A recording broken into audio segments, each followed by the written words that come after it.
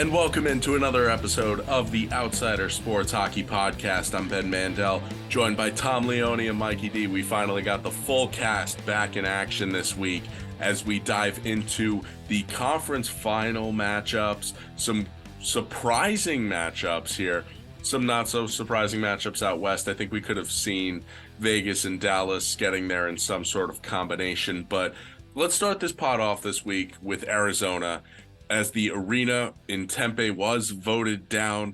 So really the future is up in the air for the Coyotes. I know a report came out that the governor of Connecticut wants to bring them into Hartford. That would be interesting. Maybe the Whalers make their return, something like what we saw with the Winnipeg Jets. You know, we've seen this happen with franchises, the Cleveland Browns in the NFL. Maybe this is what happens with Hartford. It's become such a novelty brand, legacy brand almost. But guys, what do you think happens with Arizona? What do you want to see happen? I'll say, me personally, I like a team in Arizona. I want them to be able to stay. I think there could be success. Salt Lake City, I've also heard, has been thrown out. I like them. I would like them to stay in Arizona. I don't need them to stay in Arizona. But listen, I'm tired of the NHL franchises moving around, especially ones that already exist. It's not a good look for the league. And as you know, big hockey fans as we are, we want the league to grow. And a move like this won't help it. Yeah, they might be putting a team in a city that's craving one, let's say like Hartford, because you know they used to have one and there's a rabid fan base there. And Hartford Wolfpack, which are the Rangers affiliate, you know, they usually sell out their barn, they have good crowds and all that kind of stuff going on there. So there's definitely a market, but why not add another franchise there instead of taking one away? Find the city in Arizona that wants to take them on. The Suns do great there. The Cardinals do great there. It's possible. They just need to market better. They need to, instead of taking on bad salary cap and old players, they have some young pieces in place, maybe make a splash, get the owner to buy in and sign a big name, sign a couple big names and get it going out there. I'd like them to stay. Yeah, I'll double up on that. I would like them to stay too. Tom said it.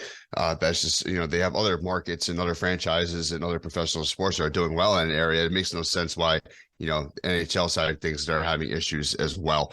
They do have good markets. They got good fans and, they have a good brand, in the Yotes, go Yotes. So, I'd like to see them stay too. I don't find them any reason to get out of there. If anything, if there was an expansion, I would like more in that same familiar area.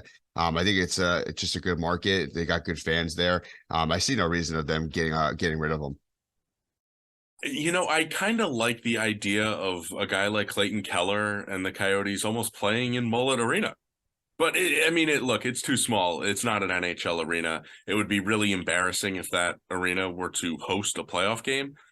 I don't foresee that happening. I think the NHL lets it slide because they know Arizona's going to be bad. But I would like for them to figure something out. You can get some renovations if the Phoenix Suns let them move in. There are options. And I feel like for the Coyotes, they can figure something out and stay in Arizona. They have a good fan base. We've seen it before. They come out when the team is competitive and good, but they have to get there. They're working on it. Just one other thing to touch on. We kind of talked on this last week, Tom and I did, and it's Kyle Dubas out in Toronto. They announced it on Friday that he is out, no longer going to be the GM. We were kind of talking about it last week a lot and foreseeing him maybe going to Pittsburgh. We don't need to harp on it too much more this week after Toronto was booted fairly early there, 5-game series win for the Florida Panthers. And that's going to shift us on to the Eastern Conference Final as the Carolina Hurricanes will take on those Florida Panthers after expelling the New Jersey Devils in 5 games. Mikey D, we're going to start with you. What are your thoughts on this Eastern Conference Final and these two teams individually and how they got here? Yeah, no problem. When it comes to, Carolina, obviously, we got the short end of the stick, Ben. Our Devils had a good run, whatever it is. Carolina just, honestly, I would like to say they got they outcoached them and they outplayed them. They just wanted a more home ice advantage was absolutely huge for Carolina as well. I think I didn't say it on the podcast, but I told you and personally that I went to go see Game 2, Carolina versus the Devils. And that arena is one of a kind. It isn't a myth about their fan base. They really are electric, at every standpoint. So, when they're on home ice, they are a great team, and they found a way to go into New Jersey and get a big win going back to Carolina, which led to the 4-1 series win. Despite all the injuries that they had, they got Teravainen back, and, they don't have Svechnikov, obviously out for the entire year, to this point, but they still find a way to get done with good coaching. They've had great goaltending. Freddie Anderson has been fantastic for them. And they just played together. They're using their talent that got them that division title to find a way to make a run in this playoffs. And they haven't lost a beat despite the injuries had. So that's why they're there. And then Florida, man, I did predict them, to beat Toronto, but at the same time, I didn't think it would be the way that they did. They absolutely manhandled Toronto. I could have felt the whole, they remind me of the Dallas Cowboys, Toronto, when it comes to, they got their win, their playoff series. They finally blew their load, and then, they slowed down a little bit, but it just looked like Florida they imposed their will, and they've been doing that. And it all starts with Matt Tkachuk, man. He is having a legacy postseason before our eyes, and he is just carrying the rest of that team with tons of talent. Their goaltending has been fantastic as well. So this is a great matchup. We saw in game one, how even these two teams are by going to 4 overtimes. It's going to be a great series. And I honestly think, in my opinion, I think that Florida stays hot. They just got hot at the right time. Carolina is great. I'm obviously not counting them out, but I think Florida, they remind me of like those LA Kings from 2012 that haunt me to this day. So it's going to be a great series. Yeah, and look, 4 overtimes in game 1, and Matthew Tkachuk scores the game winner with 15 seconds left in that 4th overtime. They were 15 seconds away from going to a 5th overtime. And runs right into the locker room. What a baller move. What a baller move. What a baller move. Because honestly, they deserved to win that game so much earlier than they did, too. They deserved it. Well, I was telling Tom, and this is shame on me for just not paying attention. I turned the game off in the first overtime after the goal was scored.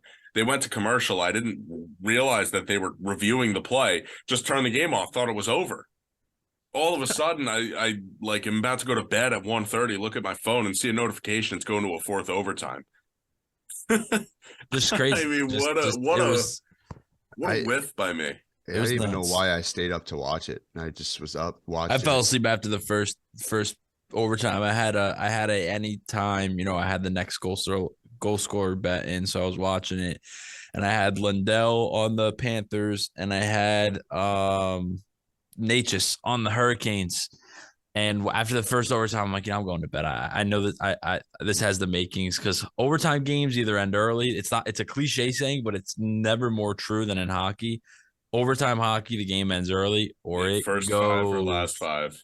First 5 or last 5 of each period. You very rarely see a goal scored in between the 15 and 5-minute mark of an overtime period. Yeah, it's like they just lock it down in that time frame. Yeah, and they play like boring hockey. The boring hockey we hate to watch in the regular season. Teams just all play it in those times. Yeah, Tom, what are your thoughts on Carolina and Florida, and just kind of how game 1 went, and is that what we're going to see in this series? How do these teams match up? Yeah, I really like Florida's matchup against Carolina, and to me, it's always, another cliche saying in sports, not who you play, it's when you play them. You look at, sometimes you have to look at playoff runs, and you got to give the teams who make the playoff runs credit, but you also sometimes can look back and be like, they played that team at the right time. I think they got Carolina at the right time. I think Carolina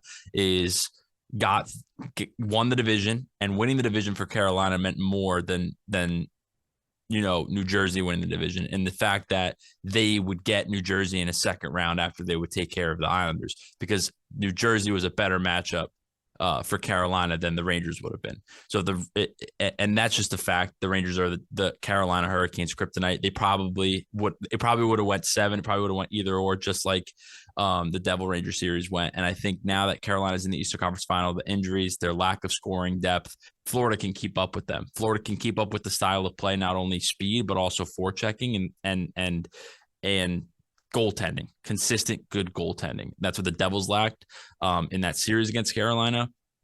And Carolina's running into a beast. I think a lot of these games are going to be close, but I like Florida because any game that Carolina wants to play and any matchups that Brenda Moore wants to play, Florida has the matchups. They have the ability to match Brenda Moore's chess piece moves. And that's why I like Florida to win the series. I'm going to say 6. I think Carolina will find a way to win 2. I think they'll win game 2. They might lose 3 and 4 in Florida and then maybe come back and win 1 in Carolina, and then Florida will close it out. But I like Florida in this series for sure. I think they're destined. Yeah, I think we're finally realizing what Florida was thinking when they let Burnett walk and brought in Paul Maurice. It's to play this style. Yeah, it took exactly. them half the season to adjust to it, but they were able to turn it on in the second half. They were able to carry it and get themselves past a juggernaut in Boston. You're seeing how good that Boston team really was to push Florida the way they did and dominate Florida at times. The way Florida just ran through a very talented team in Toronto. And to be quite frank, in game 1. It looked in game 1 that I agree with you. They pushed Carolina around as well. Yeah. And I think this is Carolina's talent is catching up to them because now they're playing a team that plays that physical style. Carolina, yeah, they had to worry about it with the Islanders, but let's be honest. Florida is a more talented team than the New York Islanders. I mean, we very well could be seeing Florida-Boston in the Eastern Conference Final if Florida wins the last game of the season, and then they play Carolina in round 1, and the Islanders draw Boston in round 1. Because then Boston probably sweeps the Islanders because the Islanders don't have the scoring.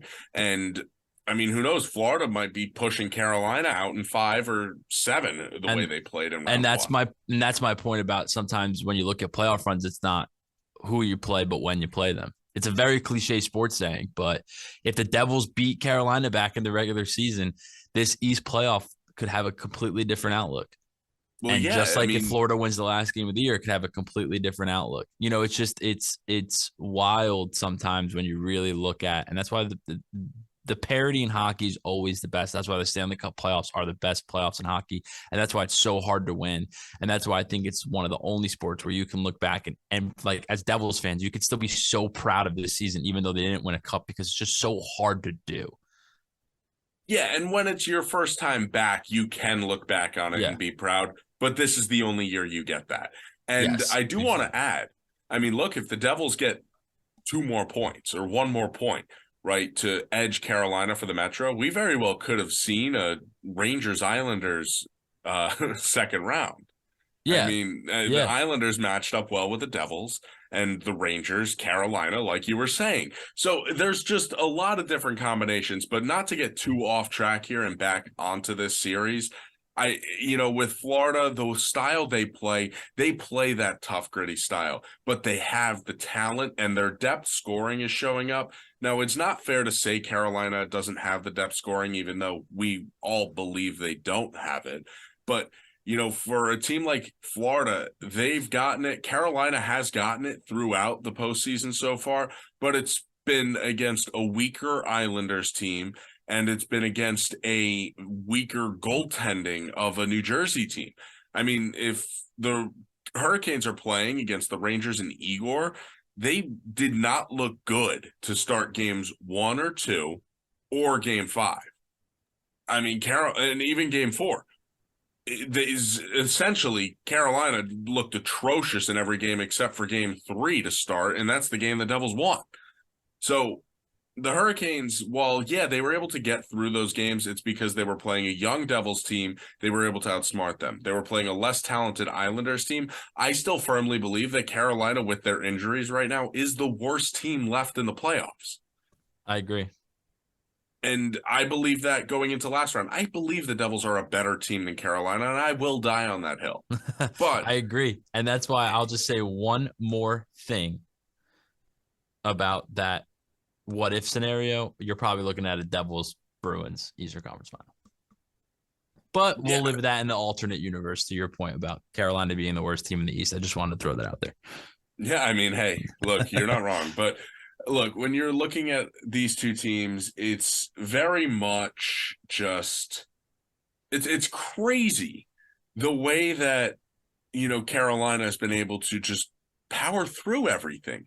And for Florida's sake, Florida has had their backs against the wall in round one. They fought back and haven't lost since. And I know Mike brought up the LA Kings reference in 2012. I'm going to keep bringing it back to the 2012 New Jersey Devils because that's really what the Florida team feels like.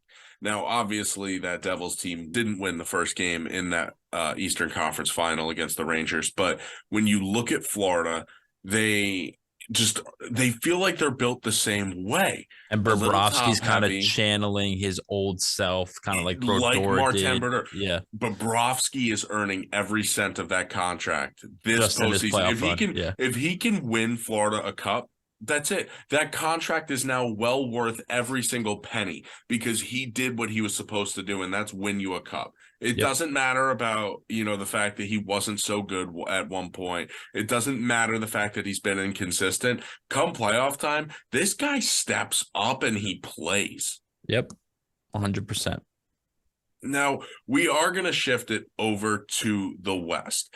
Vegas Golden Knights, Dallas Stars. Now, Friday night they played. Dallas was able to tie things up late. Jamie Benn in the final 2 minutes was able to score and tie it up, but Vegas was able to send it to overtime. And like we just said, they either score quick or late. Howden is able to bury the game winner, scramble in front, saving us from another 4 overtime marathon run. But guys, what are your thoughts on Vegas? What are your thoughts on Dallas? Mike, we'll go to you. How do these teams match up? I know you're a big fan of Dallas, but you've also been pretty high on Vegas as well. Yeah, no, definitely. I think both of them. It's basically star power versus star power right now. It's if it was a team to go to the Western Conference Finals, obviously they're there as it is, but these two were definitely one of the two teams, and that I thought were going to be going. And the thing with Dallas, me and you, Ben, we talk about all the time, like we seem like they're the most complete team, but I feel like Vegas, especially proving on this playoff run, it felt like they're kind of proving that they're the most complete team on the Western side of things as well.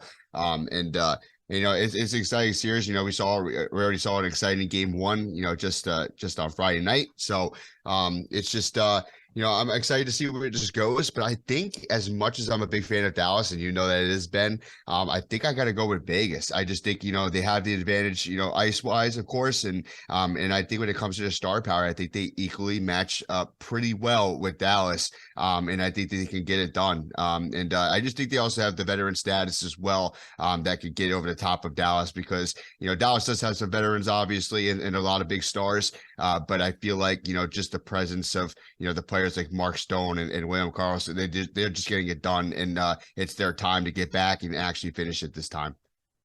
Yeah, I agree with Mike. I'm a big fan of Vegas. I was more high on the Wild than the Stars, and kind of I feel like I kind of saw them at the same level. I think Rupa Hintz and Ottinger have brought this team to higher levels, and they just play a solid game. I think you can make the argument that Dallas has been the most consistent team in the playoffs this year. I feel as if all their games on the West side, I should say, are the most consistent team. I feel like all their games have kind of been the same, tight, close.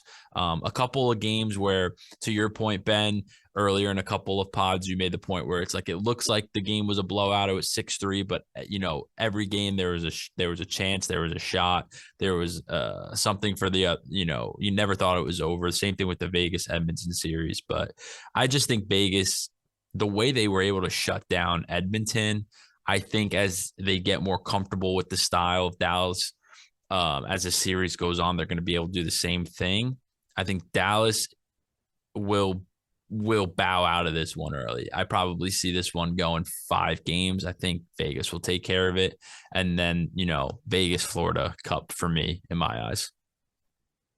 I think that the big thing with this series is Vegas having home ice. I think Vegas is a much better home team than they are on the road. Now, that doesn't mean they're still a tremendous road team, as they've been one of the best road teams in the league this year. But in the playoffs, it's a little bit different. And going into Dallas, it's different. We haven't even mentioned the fact that this is the first time the Final Four in the NHL has consisted of 4 very south.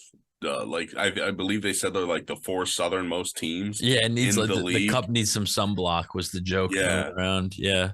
Well, and a lot of people are saying the humidity might be tiring these guys out.